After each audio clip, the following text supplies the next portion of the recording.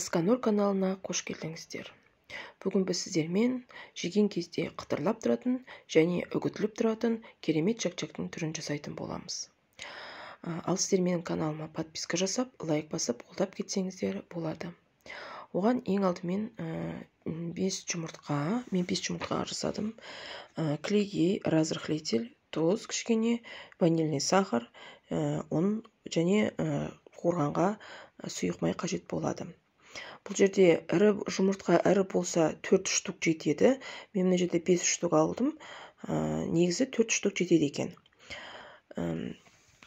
Яғни жұмыртқамызды бір ас қасық клейгейімізбен жақсылап тұрып араластырамыз, және кішкене тұзымызды себеміз. Тұзымызды себіп алғаннан кейін жақсылап араластырамыз.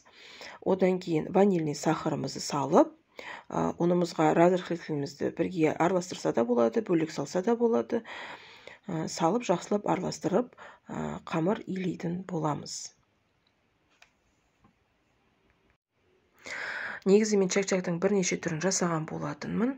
Олардың ішінен ерекшесі осы болды. Себебі жеген кезде бұл қытырлап, ауызда үгітіліп тұрады. Өте дәмді чак-чак.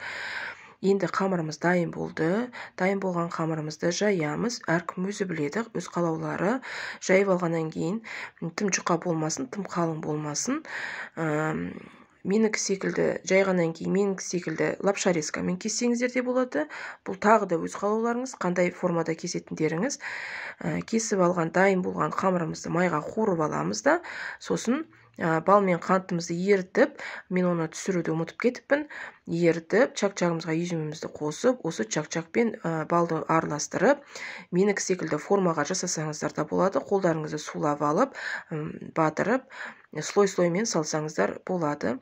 Сосын слой-слоймен салған кезде қолдарыңызды сулап алып батырасыздар. Одан кейін тоңазытқышқа қоясыздар. Бір күнге болсын, жарты күнге болсын, өздеріңіз білесіздер. Өте дәмді шығады.